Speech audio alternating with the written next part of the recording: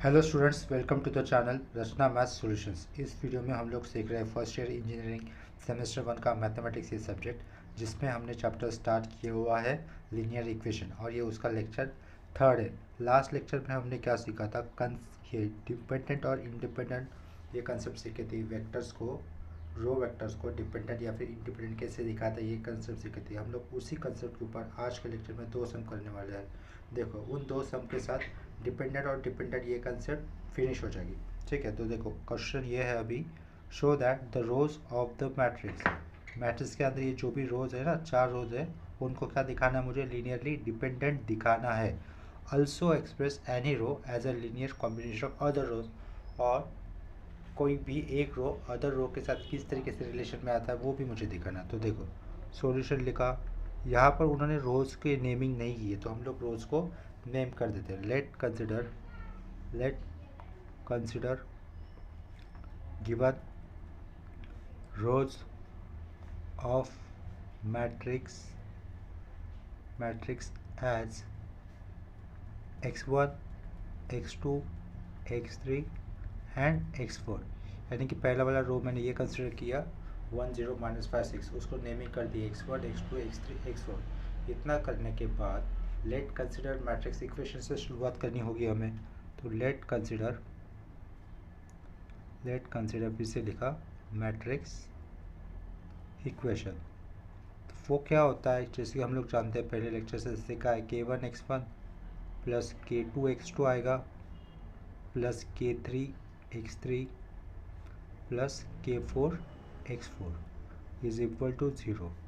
k1 x1 plus k2 x2 plus k3 x3 plus k4 x4। इसके बाद ये k1 as it is रहेगा, k1 as it is लिखा, bracket close करके x1 की value, x1 यानी कि पहला वेक्टर वो क्या है 1 0, कॉमा भी दिया तो भी चलेगा, 1 0 -5 6, एक्चुअली कॉमा ही देते हैं, प्लस k2 की वैल्यू, ब्रैकेट में दूसरा वेक्टर x2 3 -2 1 2, प्लस k3 लिखकर थर्ड वेक्टर 5 -2 -9 ये 14 के, उसके बाद ब्रैकेट क्लोज।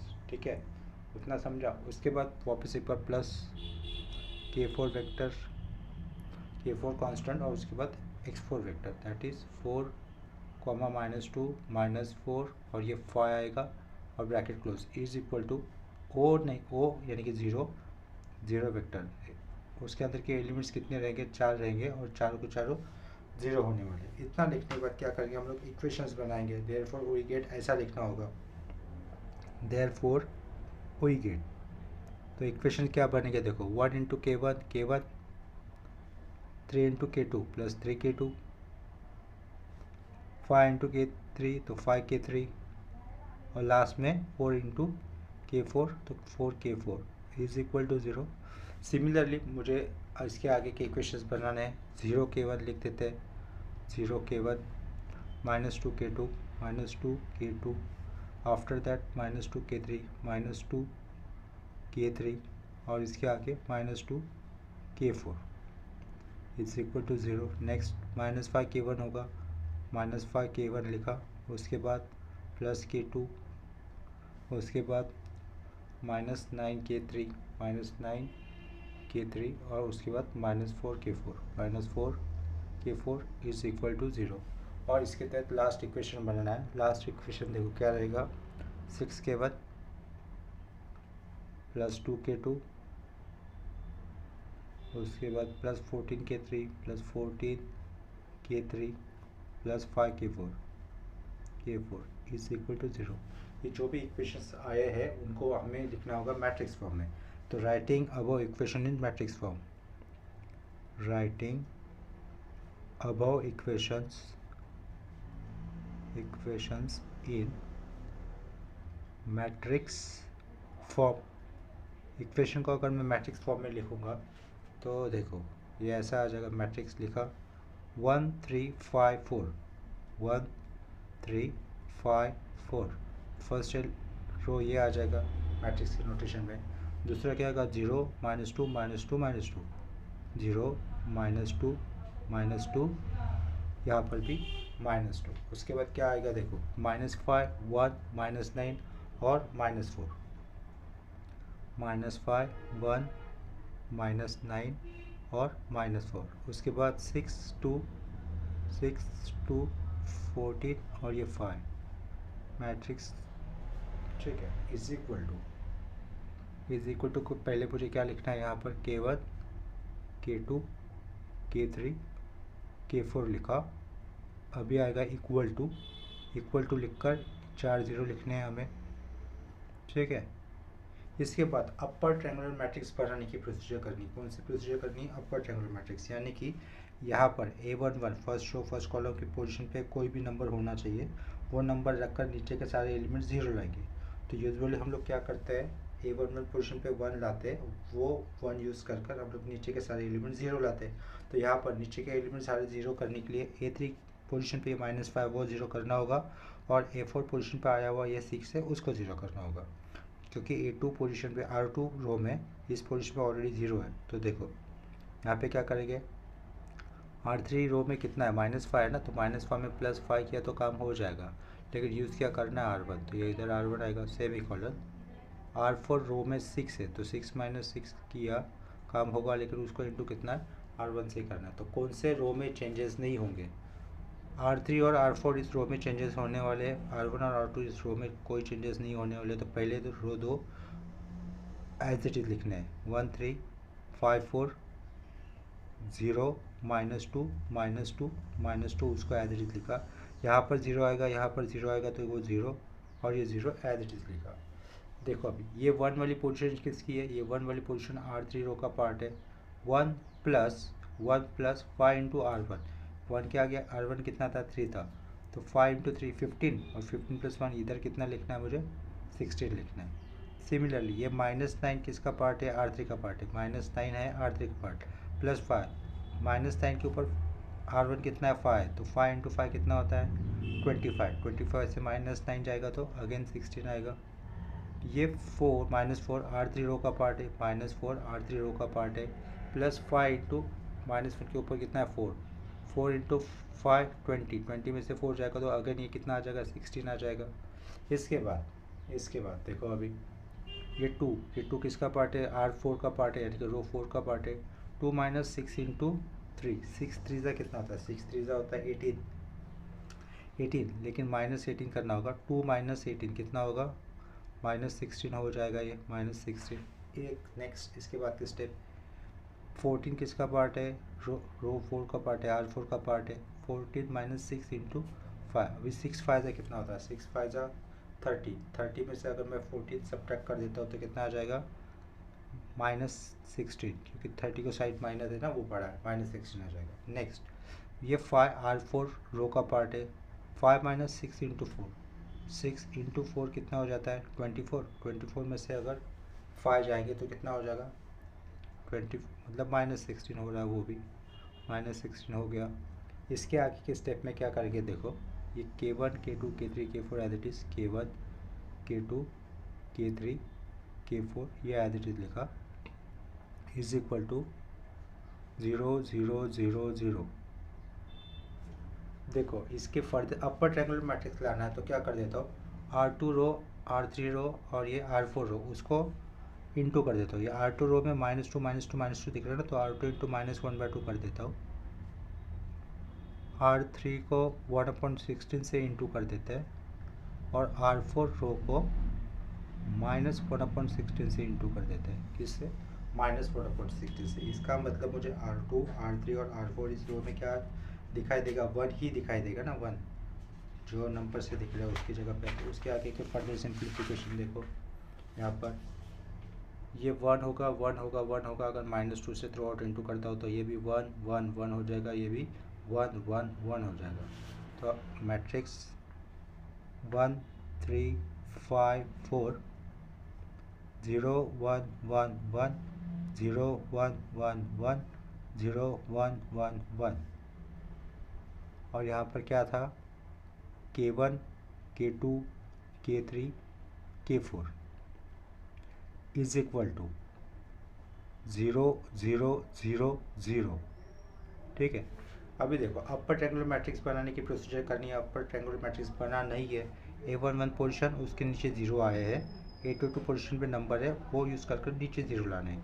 तो नीचे 0 लाने के लिए क्या करूँगा मैं, simply R3 minus R2 semi colon देके R4 माइनस R2। ठीक है, इतना समझा।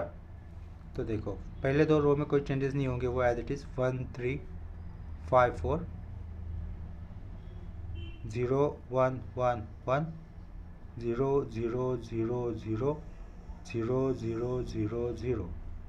यहाँ पर क्या आएगा, K1 K2 K3 K4, K1 K2 K3 K4 और उसके आगे आएगा 0 0 0 0 0 0 0। नेक्स्ट स्टेप में क्या कर सकते हैं आप लोग, इक्वेशन बनेंगे देयरफॉर वी गेट ऐसा लिखना होगा। ये K1 आएगा, K1 plus 3 times of K2 plus 5 times of K3 plus 4 times of K4 is equal to 0 लिखा हमने। उसके बाद K2 plus K3 plus K4 कितना आया, इक्वल टू 0 आया। तीसरे इक्वेशन में सारे के सारे एलिमेंट 0 है ना, तो इसके कारण क्या करना होगा मुझे, और K4 को कुछ ना कुछ अननोन कंसिडर करना होगा। और देखो पेयर नहीं आ रही ना मुझे, K2 K3 और K4 लास्ट के, इसका नंबर ऑफ अननोन्स कितने, 4 है, K1 K2 K3 K4। और इसका रैंक कितना हो गया, इक्लन मेथड के हिसाब से इस वाले मैट्रिक्स का रैंक कितना हो गया, 2 हो गया ना। नंबर ऑफ अननोन्स आर 4 और रैंक कितना है मैट्रिक्स का, 2।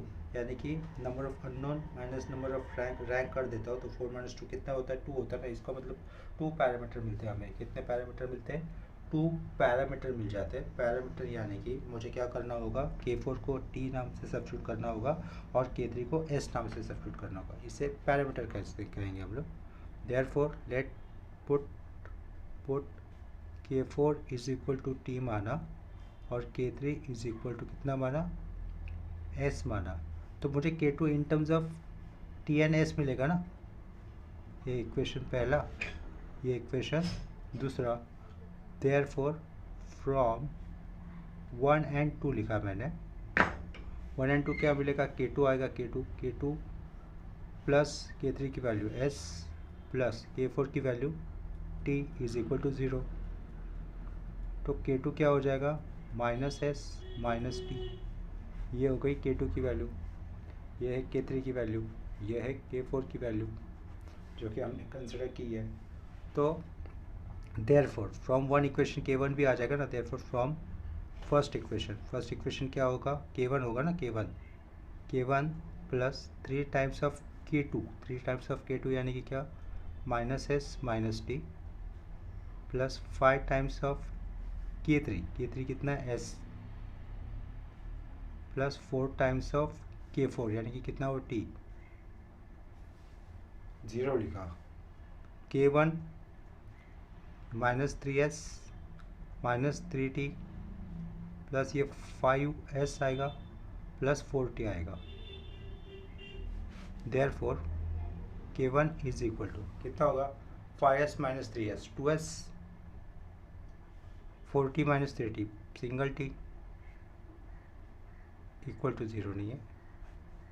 ठीक है, minus 3S plus 5 plus 2S plus 2S plus 2S 4T minus 3T single T equal to 0 आएगा। फिर इक्वल टू 0 आएगा, ये कुछ नहीं है, ये कुछ नहीं है, कुछ नहीं है, इक्वल टू 0 आएगा। देयरफॉर K1 कितना होगा फिर, देयरफॉर K1 कितना हो जाएगा, ये प्लस में ना राइट साइड में जाएगा तो क्या होगा, माइनस 2S माइनस T। ये देखो लास्ट में मुझे K1 भी मिला, K1 मिला मुझे minus 2S minus T, K2 मिला हमें minus S minus T, K3 मिला S और K4 कितना मिला, T मिला। तो उसने क्या बोला लास्ट में, किसी भी एक वेक्टर को दूसरे वेक्टर के कॉम्बिनेशन में दिखाओ। ठीक है, तो फ्रॉम इक्वेशन 1, इसका इक्वेशन 1 क्या था, इसका इक्वेशन हम लोग ये कंसिडर करेंगे, ये वाला पार्ट। ठीक है, ये जो दिख रहा है ना, इसका इक्वेशन ये कंसिडर किया। तो इक्वेशन 1 में हम लोग K1 K2 K3 और K4 की वैल्यू सब्स्टिट्यूट करेंगे। देयरफॉर इसके बाद लेकिन देखो सारे केस की वैल्यू 0 आई है क्या, यहाँ पर नहीं आई है ना, तो वो स्टेप लिखेंगे, since all k's value are not 0, ठीक है। Since all k's values are not 0, therefore given vectors are linearly independent। सारे केस अगर 0 आते हैं तो इंडिपेंडेंट हो जाता है ना, सॉरी, तो सारे केस अगर 0 नहीं आ जाते तो गिवन वेक्टर्स कैसे हो जाते हैं, डिपेंडेंट हो जाते हैं। Therefore given vectors are linearly dependent लिखना होगा मुझे यहाँ पर, डिपेंडेंट। इसके बाद क्या बोला था उन्होंने, किसी एक वेक्टर का दूसरे वेक्टर के साथ रिलेशन दिखाओ, तो वो भी रिलेशन कर देंगे हम लोग। देखो इतना लिखने के बाद क्या लिख सकते हो, देयरफॉर ऑल्सो लिखा, also from equation 1 we get k1 की वैल्यू लिखनी है। k1 की वैल्यू क्या, माइनस बाहर लेकर -2s plus T x1 plus k2 की वैल्यू लिखनी है। प्लस k2 की वैल्यू क्या होगी, वो -s minus T x2 plus k3 की वैल्यू लिखनी है। अभी k3 की वैल्यू क्या थी, हम लोगों ने s कंसिडर की थी, s x3 और k4 की वैल्यू क्या कंसिडर करी थी, t कंसिडर की थी ना, t x4 is equal to 0। तो इसमें से अगर किसी एक कॉन्स्टेंट को मैं राइट साइड में लेके जाता हूँ तो अपना काम हो गया। इसमें से किसी एक कॉन्स्टेंट को हम लोग लेफ्ट साइड लेके जाते हैं तो अपना काम हो जाएगा, यानी कि कोई भी एक वेक्टर बाकी के वेक्टर के सामने आ जाएगा। समझ में आ गया। यहाँ से माइनस साइन बाहर लेता हूँ, इधर से भी माइनस साइन बाहर लेता हूँ, और ये वाले टर्म राइट साइड पे जाएगा तो क्या हो जाएंगे, प्लस हो जाएंगे। अभी यहाँ पर माइनस में है ना, माइनस कॉमन बाहर होने के बाद माइनस में वो टर्म राइट साइड में जाएंगे तो क्या हो जाएंगे, प्लस हो जाएंगे। तो वो वाला स्टेप मैं डायरेक्ट कर रहा हूँ,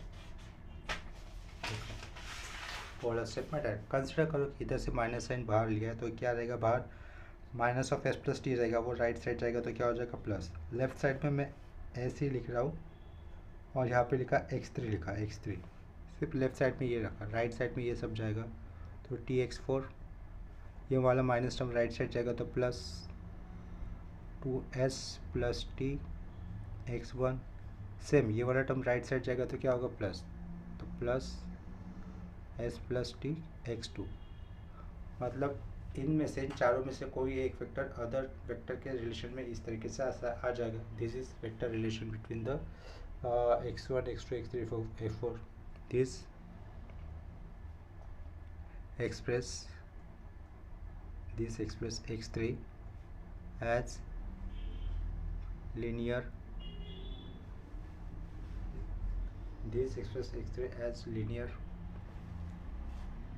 linearly dependent, linearly कर दिया, linearly dependent on vectors x1 x2 और x4। ठीक है, इतना समझ में आ गया। इसी तरीके से हमें और एक क्वेश्चन करना है, वो लास्ट क्वेश्चन है डिपेंडेंट और इंडिपेंडेंट की वाली कंसेप्ट के ऊपर। इसके नेक्स्ट कंसेप्ट में हम लोग करने वाले कंसिस्टेंट और इनकंसिस्टेंट ये क्वेश्चन।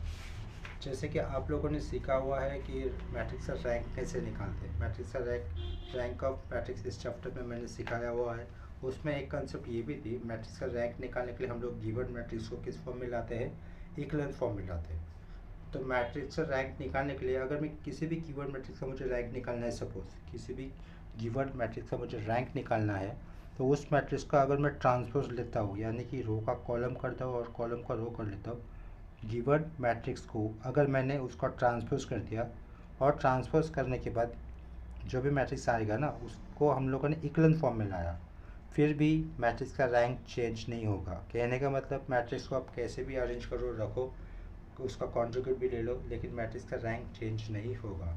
तो अभी के क्वेश्चन में इसी तरीके से कुछ क्वेश्चन आया है। देखो, find the rank of the matrix, find the rank of matrix.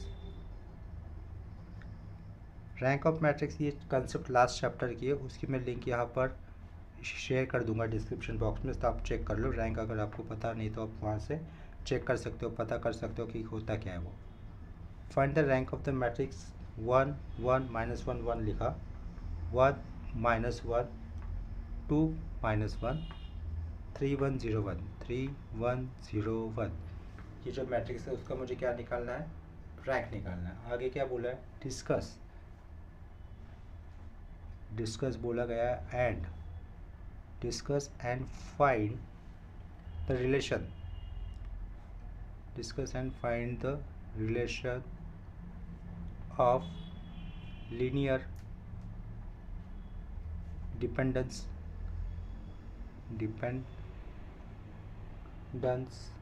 among its row vectors।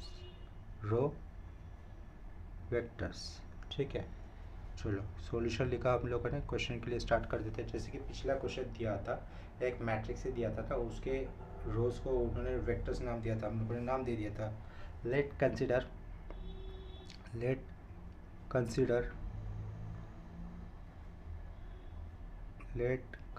Given vectors let consider given row vectors B, given row vectors b x1, x2, x3, पहला x1, दूसरा x2 और तीसरा x3। हमें क्या करना है, इसका rank भी निकालना है। ठीक है, गिवन मैट्रिक्स है ना, उसका मुझे रैंक भी निकालना है और इसको लीनियर डिपेंडेंट है कि इंडिपेंडेंट, ये भी मुझे शो दैट करना है। तो मैं सबसे पहले क्या कर लेता हूँ, अपना मतलब मेन काम कर लेंगे, डिपेंडेंस या फिर इंडिपेंडेंस है उसको शो दैट करने वाला काम कर लेंगे। Let consider given row vectors B x1, x2, x3। उसके बाद कंसिडरिंग मैट्रिक्स इक्वेशन लिखता हूँ, कंसिडरिंग मैट्रिक्स इक्वेशन। तो मैट्रिक्स इक्वेशन क्या होगा हमारे पास, k1x1 plus k2x2 plus k3x3 is equal to होता है ओ यानी कि 0 लिखा, दैट इज जीरो वेक्टर्स। तो ये k1 as it is. x1 vector क्या लिखना है मुझे, 1, 1, -1, 1 प्लस k2 दूसरा vector 1, -1, -2, -1 plus k3 3, 1, 0, 1 is equal to क्या होगा, 0, 0, 0, 0, 0। देखो मैट्रिक्स के सब सॉल्व करते वक्त एक की पॉइंट ये है कि हमें दिए हुए क्वेश्चन के एलिमेंट्स आंसर करते वक्त सही लिखे हैं या नहीं, ये चेक करना है। अगर एक भी एलिमेंट हमारा गलत हो जाएगा तो पूरा आंसर स्टेप सही होने के बावजूद भी रॉन्ग हो जाएगा और एग्जाम में हमें मार्क्स नहीं दे सकते। ठीक है, तो इतना याद रखो, हर एक एलिमेंट सही लिखा है कि नहीं चेक करते रहो, खासकर मैट्रिक्स का रैंक निकालते वक्त। इतना क्लियर हो गया। इतना हो जाने के बाद हमें क्या करना है, इक्वेशन बनाना है। देयरफॉर वी गेट, पहला क्या आएगा k1 के बाद आगे k2 और k2 के बाद क्या आएगा 3k3 इज इक्वल टू 0। दूसरा इक्वेशन सामने लिखता हूँ, k1 minus k2 plus 0k3, sorry 1 है 1 k3 is equal to 0। Next minus k1 plus 2k2, अभी आएगा वो 0k3 इक्वल टू 0। लास्ट वाला k1 माइनस k2 और plus k3 is equal to 0। This equation can be written in matrix form as follows. ये वाली step लिखनी होगी, above equations can be written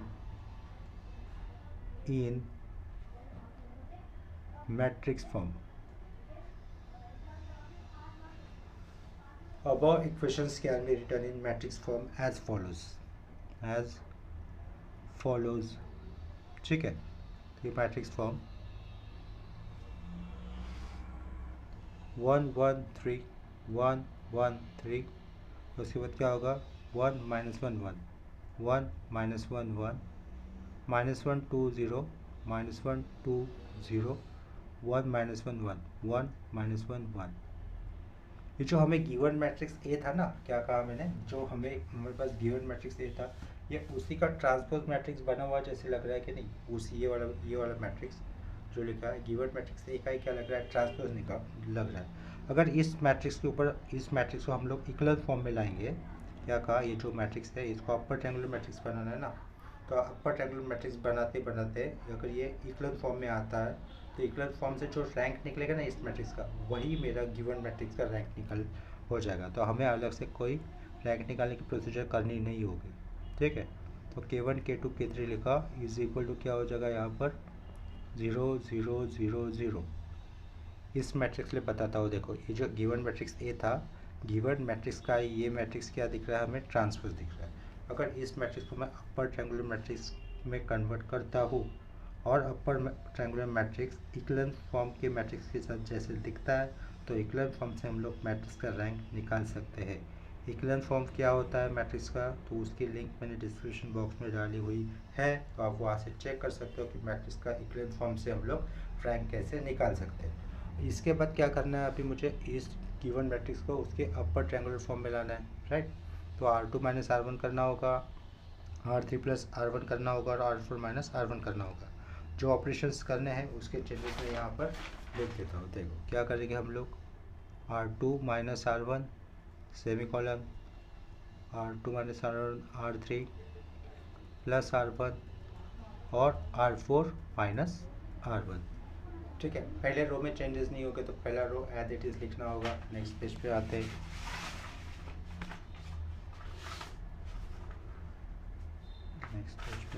देखो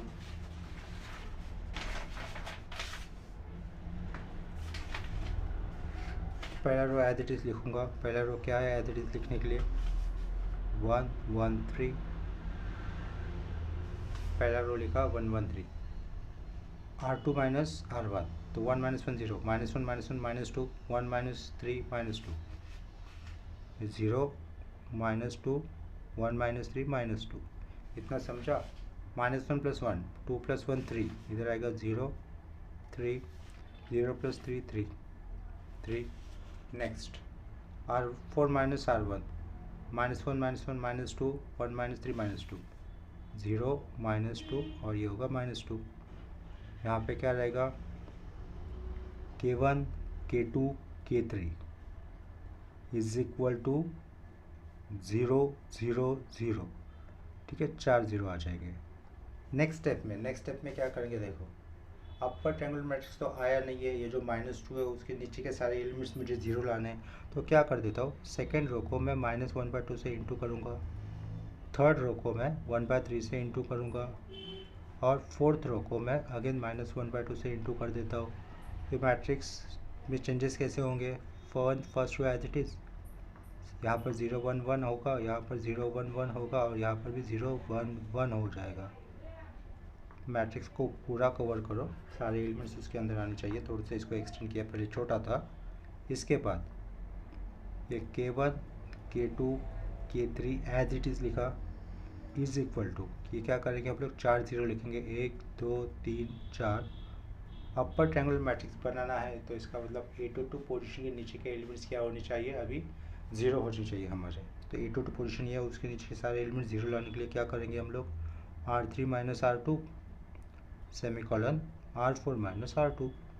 तो पहले तो रो में चेंजेस नहीं होंगे, पहले तो दो रो एज इट इज़ लिखने होंगे। तो वो क्या हो गए 1 1 3 0 1 1 0 0 0 0 0 0।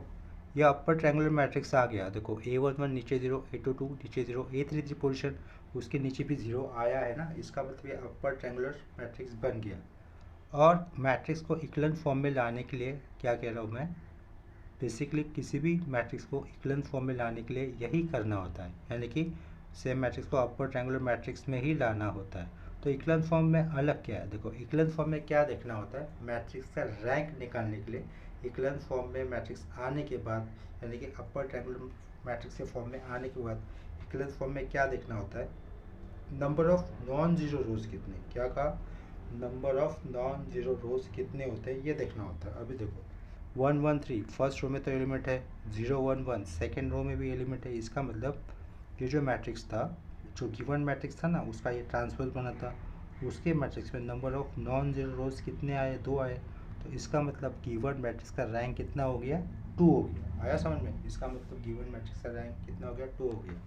तो हियर डायरेक्टली जो स्टेटमेंट मिलता है, आंसर मिलता है, पहले तो वो लिखते हो here rank of given matrix matrix A is two, इतना हो जाने के बाद ये हमें पूछा था ना कंसिस्टेंट है, इनकंसिस्टेंट है, डिपेंडेंट है, इंडिपेंडेंट है, वो भी पूछा था ना, तो वो फाइंड आउट करने के लिए देखो इतना हो गया, we get equations, we get equations कैसे रहेंगे, k1 plus k2 plus 3k3 is equal to 0, ये पहला इक्वेशन मिला।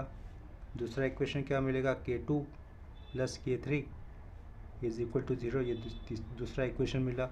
और k3 के लिए कोई पेयर नहीं मिल रहा है ना, नंबर ऑफ अननोन्स कितने, 3, नंबर ऑफ अननोन्स 3 है, रैंक कितना आया है, 2 आया है, तो 3 - 2 करता हूँ, 3 - 2 करता हूँ तो एक बचेगा, यानी कि एक क्या हो गया, पैरामीटर हो गया, क्या हो गया है, पैरामीटर हो गया। तो इस केस में मैं k3 को ही सब्स्टिट्यूट करूँगा, देयरफॉर पुट k3 को ही हम लोग सब्स्टिट्यूट करेंगे, k3 equal to t consider करेंगे। अगर k3 को भी t सब्स्टिट्यूट करता हूँ, देयरफॉर k2 कितना मिल जाएगा, k2 इक्वल टू -t हो जाएगा, k2 equal to -t। Therefore from equation 1 से मुझे क्या मिलेगा, देखो यहाँ पर k1 k2 की वैल्यू आई हुई -t, k3 की वैल्यू प्लस k3 की वैल्यू t कंसिडर की थी, 3 times of t is equal to 0, 3t - t 2t, तो k1 कितना मिलेगा हमें, -2t, k1 कितना मिलेगा, -2t। देखो सारे केस की वैल्यू आ गई ना, सारे केस की वैल्यू यहाँ पर कुछ ना कुछ आई है, since all case are not 0 ऐसा हो जाएगा, since k1 k2 k3 are not 0, since k1 k2 k3 are not 0 ऐसा भी लिख सकता हूँ, या फिर since all case are not 0 ऐसा भी लिख सकते हैं, आर नॉट 0। इसके बाद therefore the vectors are linearly dependent ऐसा लिखना होगा, therefore the vectors of the given matrix, therefore the row vectors of the given matrix, therefore the vectors of given matrix are, अगर सारे केस 0 नहीं आते हैं तो वेक्टर्स कैसे हो जाएंगे, डिपेंडेंट हो जाएंगे। therefore the vectors of given matrix are linearly dependent, linearly कैसे हो जाएंगे, वो सारे वेक्टर्स डिपेंडेंट हो जाएंगे। और उनके बीच का रिलेशन लाने के लिए मुझे क्या करना होगा, जो पहला इक्वेशन होता है ना, k1 x1 plus k2 x2 plus k3 x3 वाला इक्वल टू 0, उसको हम लोग क्या कंसिडर करेंगे, 0 कंसिडर करेंगे। उस इक्वेशन को हमेशा 1 देना होगा, ठीक है, क्योंकि लास्ट में वो पुट होता है ना, यहाँ पर इस इक्वेशन को मैं 1 दे दिया, पहले नहीं दिया था, अभी 1 दे दिया, तो ये गया। तो जो k1 k2 k3 ये जो वैल्यू आई है, तो from equation 1 we get, from equation 1 we get, आप लोग बोलोगे कि इधर भी तो 1 2 यूज हुआ है ना, तो ये 1 और ये 2 और फिर वापस ये 1 कैसा है, देखो ये नंबर मैंने नंबर्स में लिखा है, नंबर्स का 1 2 3 है, और यहाँ पर जो इक्वेशन में 1 लिखा है वो किस में लिखा है, रोमन में लिखा है। तो नंबर का 1 और रोमन का 1 सेम एग्जाम्पल में डिफर होता है, तो वो दोनों में कंफ्यूज मत हो, रोमन का लिखा हुआ 1 और नंबर सिस्टम के लिखा हुआ 1, तो वो यहाँ पर ये 1 लिखा हुआ चलेगा, ठीक है। इसके बाद तो k1 कितना आया मुझे, -2 tx1 आया, k2 कितना आया था, -tx2 प्लस k3 कितना था, t और x3 इज इक्वल टू 0। तो यहाँ पर मैं ये दोनों माइनस है, अगर डिवाइडिंग बोथ साइड पर t भी कर देता हूँ और माइनस वाले पार्ट राइट साइड पे लेते के जाता हूँ, तो x3 कितना आ जाएगा, x2 प्लस 2x1, यानी कि x3 की वैल्यू क्या मिलेगी, x3 is equal to x2 plus 2x1। क्या किया, माइनस वाले पार्ट राइट साइड में लेके गए और डिवाइडिंग बोथ साइड पर t भी कर दिया। दिस इज रिक्वायर्ड रिलेशन, इतना भी लिखा तो भी चलेगा, दिस इज मतलब रिलेशन पूछा था ना उन्होंने क्वेश्चन में हमें, तो ये क्या हो गया हमारा, this is required relation, this is required relation, समझ में आया। इसके बाद अभी मैं आपको इंट्रोडक्शन दे रहा हूँ नेक्स्ट कंसेप्ट का, दैट इज नेक्स्ट कंसेप्ट है हमारी कंसिस्टेंट इनकंसिस्टेंट। कंसिस्टेंट का मतलब सिंपली आप इतना समझ लो कि सॉल्यूशन निकलेगा। क्या कहा मैंने, कंसिस्टेंट का सिंपल मीनिंग आपको क्या कहा, जो भी इक्वेशंस दिए होंगे ना हमें, उसका सॉल्यूशन निकलेगा तो हम लोग कहेंगे कंसिस्टेंट। अगर इनकंसिस्टेंट का मतलब क्या हो जाएगा, फिर उल्टा इसके अपोजिट, अगर इनकंसिस्टेंट है तो गिवन इक्वेशन का सॉल्यूशंस नहीं निकलेगा, ठीक है। लेकिन अगर कंसिस्टेंट अगर होगा मैट्रिक्स, क्या कहा, अगर मैट्रिक्स कंसिस्टेंट होगा तो उसके अंदर दो केस होगी। क्या केस होगी, एक तो equations, given equation has unique solution और इन्फिनिट सॉल्यूशन, ठीक है। तो कंसिस्टेंट इनकंसिस्टेंट ये जो कंसेप्ट है वो किसके लिए काम में आती है, for non homogeneous system of linear equations. क्या, for non homogeneous linear equation, ऐसा भी कह सकता हूँ मैं, for non homogeneous equations. Non homogeneous linear chapter का नाम है नॉन होमोजेनियस लीनियर इक्वेशंस। और लास्ट कंसेप्ट क्या होगी हमारी, होमोजेनियस लीनियर इक्वेशंस। तो नॉन होमोजेनियस लीनियर इक्वेशंस और होमोजेनियस लीनियर इक्वेशन में क्या फ़र्क होता है, बेसिकली देखो इधर मैं एग्जांपल के तौर पे ले रहा हूँ, जस्ट एग्जांपल। a1 कोई तो कांस्टेंट है x प्लस b1 दूसरा कांस्टेंट है y प्लस c1 तीसरा कांस्टेंट है z। x y z are the variable, d1 रहेगा। a2x plus b2y plus c2z is equal to d2। a3x plus b3y plus c3z is equal to d3 होगा। देखो इस type के मैंने linear equation लिखे हैं। ये सारे लीनियर इक्वेशन क्यों है, क्योंकि इसके अंदर जो एक्स वाई जेड वेरिएबल आए हैं उनकी पावर कितनी है, 1 है, तो इसके कारण इनको मैं लीनियर इक्वेशंस कह रहा हूँ। इन 3 लीनियर इक्वेशन लिखे हैं, 3 वेरिएबल्स का होने वाले, हर एक इक्वेशन में 3 वेरिएबल होने वाले। मैंने कितने इक्वेशंस लिखे हैं, ऐसे 3 लीनियर इक्वेशंस लिखे हैं, ठीक है। उनमें राइट साइड में हर जगह पे कांस्टेंट प्रेजेंट है ना, that is d1 d2 d3 तीनों में। अगर राइट साइड में कुछ ना कुछ कांस्टेंट आता है, अगर राइट साइड में कुछ ना कुछ कांस्टेंट आता है तो उस टाइप के इक्वेशन को क्या कहा जाता है, नॉन होमोजेनियस लीनियर इक्वेशन। क्या कहा जाएगा, नॉन होमोजेनियस लीनियर इक्वेशन कहा जाएगा। अगर d1 d2 d3 की जगह पे सब जगह पे 0 होता था तो हम लोग सेम टाइप की इक्वेशन को क्या कहते थे, होमोजेनियस लीनियर इक्वेशंस कहते थे, ठीक है। तो ये homogeneous linear equation, non homogeneous linear equation का मैंने डिफरेंस तो बता दिया। इसके अंदर जो कंडीशंस होगी वो मैं बता रहा हूँ। देखो conditions for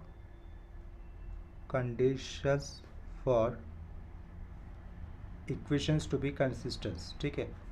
condition for consistency लिख देता हूँ, ठीक है, एक मिनट।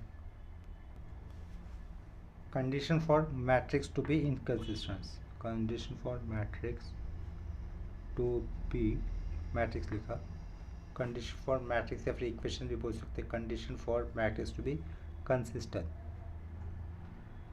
कंसिस्टेंट है तो ही सॉल्यूशन होगा, अदरवाइज सॉल्यूशन नहीं होगा। तो condition for matrix to be consistent is what, rank of A is equal to rank of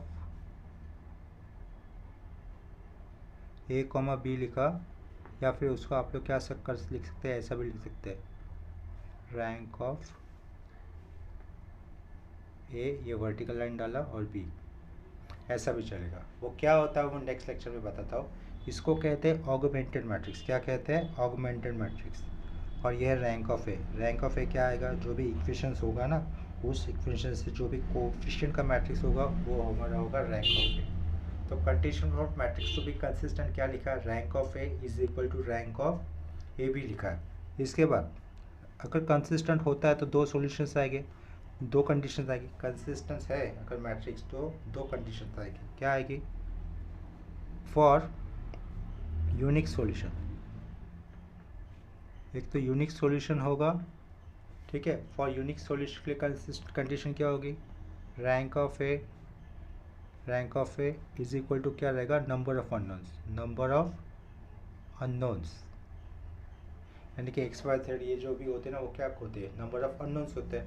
तो फॉर यूनिक सॉल्यूशन के लिए कंडीशन क्या होगी, rank of A must be equal to number of unknowns होना चाहिए।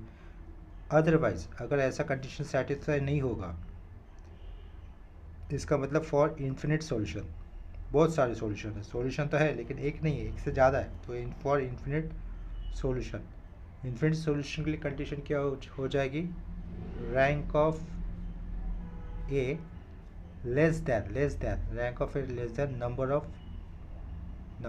अननोन। ठीक है, rank of A less than number of unknowns. अगर यहाँ पर रैंक ऑफ ए यहाँ पर क्रॉस हो जाएगा, not equal to rank of A भी हो जाएगा, तो इसका मतलब क्या हो जाएगा, गिवन मैट्रिक्स कैसा हो जाएगा, इनकंसिस्टेंट। अगर इनकंसिस्टेंट होता है तो सॉल्यूशन निकलेगा ही नहीं ना।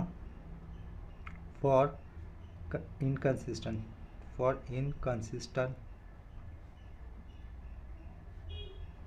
इनकंसिस्टेंट क्या लिखूंगा मैं, rank of A does not equal to rank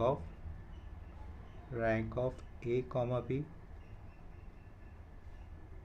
या फिर इस नोटेशन को कैसे लिख सकता हूँ मैं, मॉड ऑफ डिटरमिनेंट में ये वर्टिकल लाइन है ए कॉमा बी, इस पार्ट को कहते हैं ऑगमेंटेड मैट्रिक्स, और रैंक ऑफ ए आपको पता है लास्ट चैप्टर से। ठीक है, इतना ये बेसिक मैंने इस चैप्टर में नेक्स्ट कंसेप्ट का बता दिया, यानी कि कंसिस्टेंट इनकंसिस्टेंट के ऊपर हम लोग नेक्स्ट लेक्चर में सम करेंगे। ठीक है, तो उसका ये कंसेप्ट मैंने बता दिया, यही कंसेप्ट मैं यही पेज में आपको नेक्स्ट लेक्चर में फिर से एक बार रिवाइज करवाऊँगा। अभी के लिए यहाँ पर रुकते हैं। किसी भी कंसेप्ट में या फिर प्रॉब्लम में अगर आपको डाउट हो तो मुझे प्लीज़ कमेंट सेक्शन में इन्फॉर्म कर दो। वीडियोस अच्छे लगते हैं तो वीडियोस को लाइक भी कर देना, अपने फ्रेंड्स में इसको शेयर भी कर दो। चैनल पे नए हैं तो चैनल को प्लीज़ सब्सक्राइब भी कर दो, और अपने चैनल ग्रो करने में थोड़ा सा हेल्प करो। अपने फ्रेंड्स जो भी इंजीनियरिंग कर रहे हैं उनको ये चैनल रेकमेंड करो। चलो अभी के लिए रुकते हैं। थैंक्स फॉर वॉचिंग वीडियो, मिलते हैं नेक्स्ट लेक्चर में। चलो बाय, थैंक यू।